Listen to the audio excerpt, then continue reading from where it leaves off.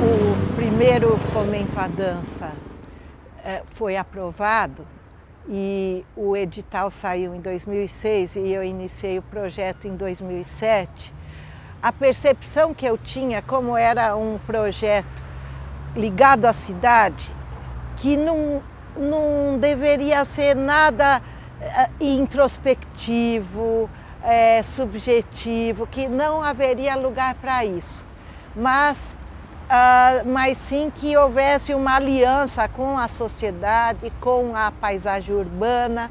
O projeto se chamava Cidade e ele teve 2 desdobramentos, um externo que foi o corpo incrustado, houve um interno também que foi o Massa, também com um tema bem objetivo, que era sobre a questão da cesta básica e da educação. Então, basicamente a motivação foi essa, de você largar qualquer modelo modernista ligado à imaginação, à subjetividade, mas você plantar o seu olhar direcionado para o espaço urbano.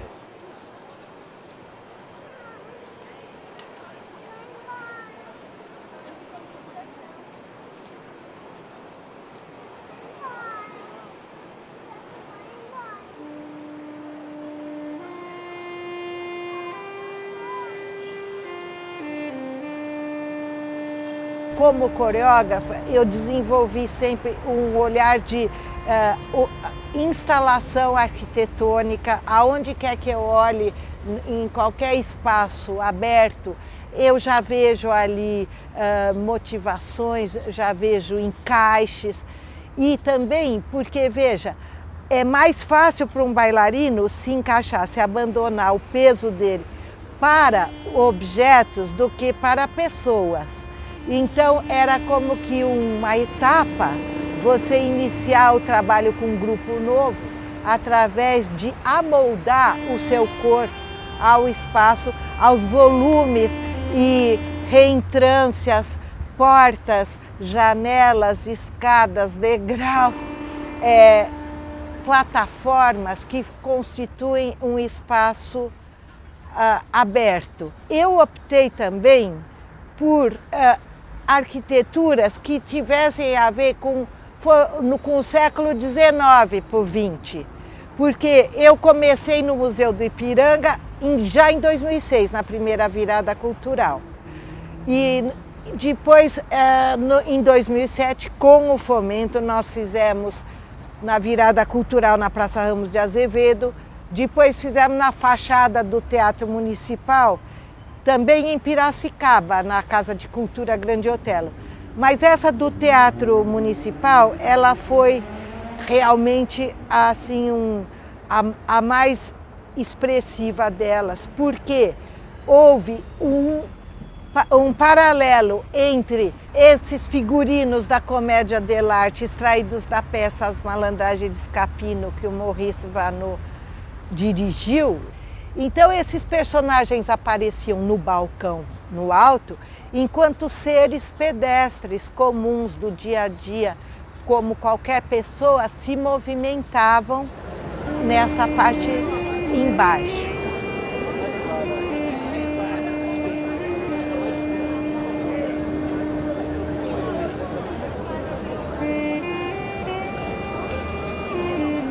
O que eu procurava fazer para aguçar o olhar dos transeuntes e daqueles que vieram propositadamente assistir, já que houve uma divulgação para o evento, era promover uma experiência extraordinária. Por isso que eu escolhi esses edifícios construídos no século XIX, mergulhando o espectador numa experiência inusitada. E também um dos princípios é que o habitar inusitado de espaços conhecidos pode levar também as pessoas a quererem experimentar, fazerem uso diverso daqueles espaços, tais como eles são lidos, né, no dia a dia. Os propósitos eram muito amplos, de não só desde criar públicos novos para a dança, mas de ampliar, lançando o espectador num estado de plenitude, onde ele pudesse dialogar com a sua percepção interna.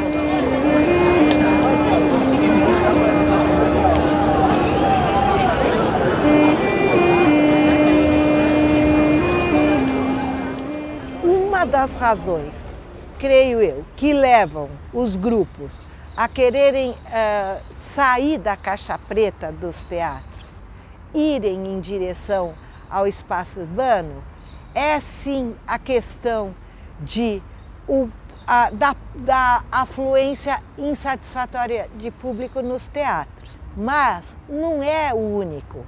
Houve uma série de acontecimentos que reverberaram desde o final do modernismo, mas particularmente, acredito eu, na década de 90, com a questão, sobretudo, do questionamento da representação e aonde as pessoas eram elas mesmas, não havia mais essa aura do intérprete, daquele que representa um papel. Então, eu posso ser eu mesmo, e eu sendo eu mesmo, eu fico cada vez mais próximo dessa postura despojada do cidadão comum.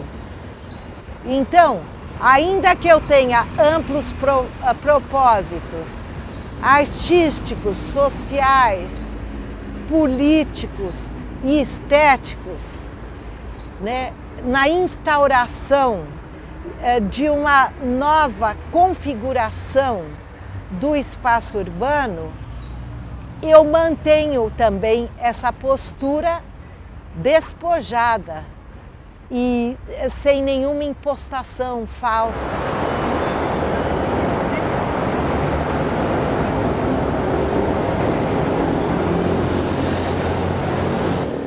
Quando eu falo pouca afluência do público, não é algo em detrimento da nossa dança praticada aqui no Brasil. Porque eu morei vários anos na França e lá também houve uma pesquisa nos anos 2000, aonde foi constatado, na época em 2000, havia 1% somente do orçamento da União era votado à cultura. Havia na dança, na mesma pesquisa que foi realizada então, 7% de consumidores de cultura num país como a França, um país literário, um país humanista. Desses, 0,6% consumiam dança, eram espectadores de dança.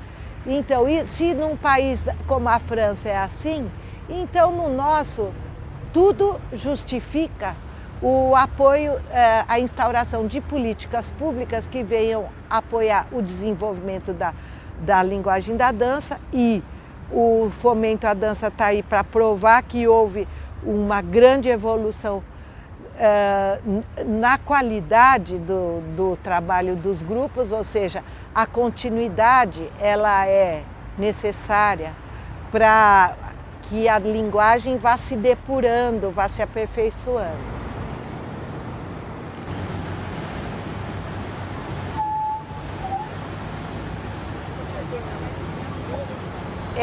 Como eu estou há muitos anos na estrada, né? Eu desde 1974, 40 anos de dança contemporânea que eu pratico, ao longo do tempo houve tentativas de aproximar a dança, levar a dança aos espaços públicos e, inclusive, muitas tentativas governamentais. Por quê? Porque eles têm mais visibilidade. Então já houve tentativas em parques públicos, dança nos parques. Década de 80 também, outras iniciativas. O Assim Seja, que foi uma coreografia bem marcante, foi estreado no Teatro Cultura Artística, fomos Centro Cultural, MASP, vários teatros. mas também foi apresentado no Vão Livre do MASP, foi apresentada na Praça Roosevelt, e também meados da década de 80 houve a dança na Praça do Pôr do Sol. Aos domingos, no final da tarde, eram apresentados espetáculos de dança ali, sempre com iniciativas ou da prefeitura ou do estado. Esses organismos, eles promoviam, eles estimulavam. E nós sempre tivemos interesse, vontade, desejo de apresentarmos uma peça o maior número possível de vezes, porque nossas temporadas sempre foram limitadas. Então a gente topava com a maior abertura essas novas experiências.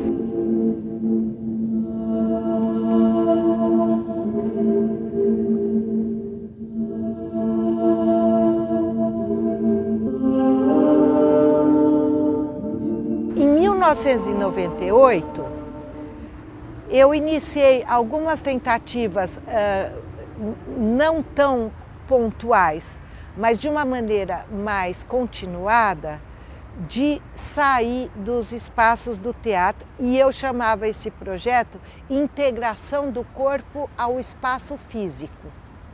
Site específico, não fazia parte do meu vocabulário. Muito marcante foi no saguão do Memorial da América Latina. Lá no saguão, na estreia, foi feita uma edição onde os bailarinos, todos os movimentos, havia essa integração do corpo ao espaço físico. E, inclusive, tem umas grades muito altas ali que eles escalavam, rampas na qual eles rolavam, e também esculturas onde o movimento era feito em consonância com essas esculturas.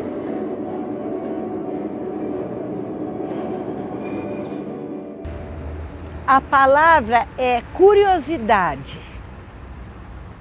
porque você enxergar um local conhecido, habitado de modo completamente diferente do habitual, desperta o que eu chamo a curiosidade criativa. E os ensaios em si eram árduos, porque o chão, o piso é duro, é de cimento. A minha comunicação com os bailarinos, eles lá longe, eu aqui, também não era fácil, eu tinha que usar um megafone. O Corpo Incrustado foi concebido para 20 dançarinos e um músico saxofonista improvisador. Então você pode imaginar 20 dançarinos num projeto de fomento, porque também eu achava, primeiro fomento tem que ser tudo amplo, inclusive muita gente.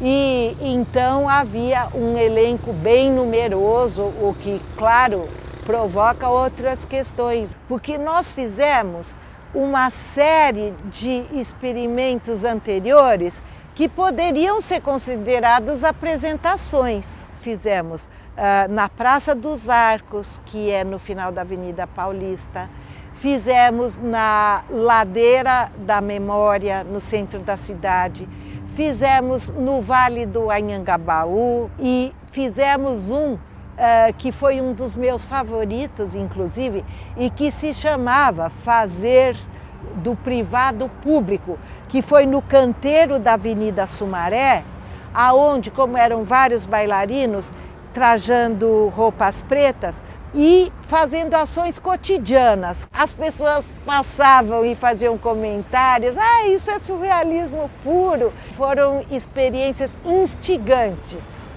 porque o propósito era esse, instigar.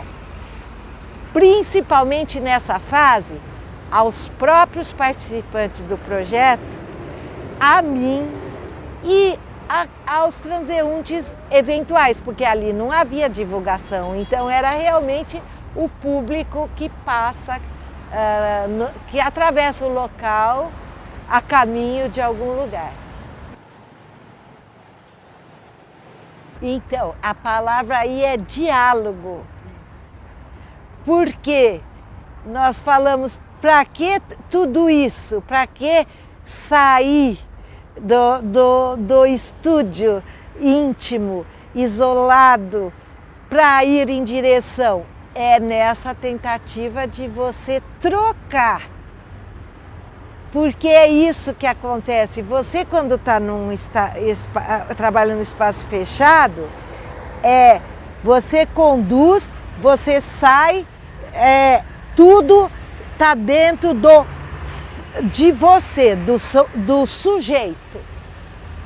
Enquanto que quando você vai em direção à cidade, ao espaço público, existe essa troca. Quer dizer, você pode dizer no estúdio, eu troco com os participantes, eu troco com o iluminador, eu troco com o sonoplasta, eu troco com os bailarinos. Mas não é a mesma coisa. Porque aí você troca com um lugar que não é feito para ser utilizado pelos cidadãos. Não é um lugar feito para ser utilizado como palco para os bailarinos. Então, isso implica numa absorção, numa recepção de todos esses elementos que, inclusive, alguns nós estávamos falando. Isso vai se entremeando de você.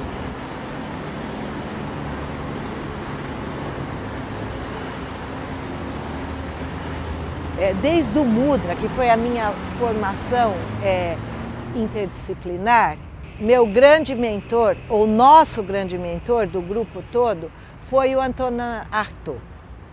E ele já tinha essa proposta desde de questionamento da cultura verbal francesa, a ida dele ao México, convivendo com os índios tarahumaras, o conhecimento dele do teatro de Bali para ver que era um teatro não verbal. Ele já falava em você ir ao encontro de espaços outros que não fossem o teatro. Ele falava em igrejas, hangares, celeiros. Ele marcou demais todo o teatro do século XX por causa dessa perspectiva outra. Nos Estados Unidos, outro continente, houve a Anne Halprin, bem antes da Trisha Brown, que já trabalhou em hangares. E depois sabemos a Trisha Brown nos anos 70, ela fez as experiências dela, roof, em tetos, também já com esse olhar. O que eu acho é que as perspectivas se somam.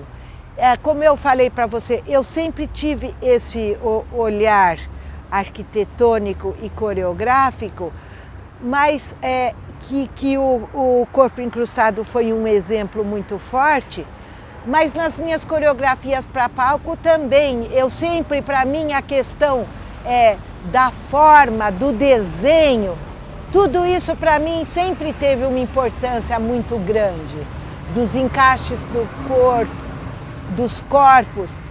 Eu nunca desprezei absolutamente a palavra, o contexto da palavra forma. Acho que é uma palavra riquíssima e que para o nosso fazer artístico coreográfico, ela é uma ferramenta muito eficaz. Outra coisa também, que como o tema que eu trabalho são as interlinguagens, veja o quanto não só na própria escolha que pelo menos eu faço dos locais de apresentação, existe essa fusão com o ambiente que propicia essa integração com as artes visuais, onde existe uma arquitetura elaborada com recortes, mas também lembrar que as artes plásticas também, em grande parte, migraram para a rua, que, por exemplo, a Maria Bonomi tem o conceito da arte pública e defendendo que a respeito das artes visuais, que elas ocorram em igrejas, metrôs, na própria rua, em vários locais. E a própria Tomi Otaki, que perdemos há pouco, a grande Tomi Otaki, esse monumento ao imigrante que ela tem na Avenida 23 de Maio, que é uma das marcas da cidade. Então, as artes visuais, elas também, elas caminham junto conosco. E eu acredito que é um caminho inesgotável.